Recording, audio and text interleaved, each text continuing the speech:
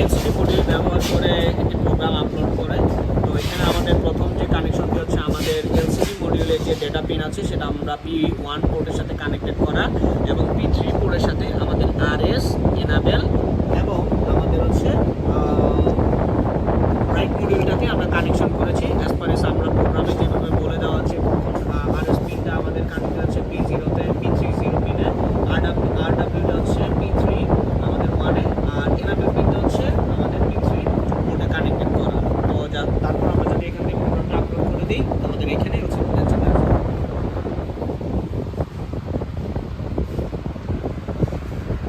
So এখান থেকে আমরা দেখতে পারতেছি যে আমাদের RS পিন সেটা হচ্ছে আমাদের P30, RW রাইট মডিউল সেটা P31 এবং এনাবেলটা হচ্ছে আমাদের P32। সো এইভাবে আমরা 16x2 এলসিডি মডিউলটাকে মাইক্রোকন্ট্রোলারের সাথে ব্যবহার করতে পারবো প্রোগ্রাম আপলোড এবং ডাউনলোড করার সময়। সো এইখানে হচ্ছে আমাদের কোড লিখা আছে, আমরা যদি কোনো কিছু পরিবর্তন করতে চাই তাহলে আমরা এই জায়গাতে পরিবর্তন করতে পারবো, যেখানে হচ্ছে হ্যালো সার্কিট এবং হচ্ছে IoT এলসিডি টেস্ট, যেটি আমাদের অন মডিউলে ডিসপ্লে হয়ে আছে।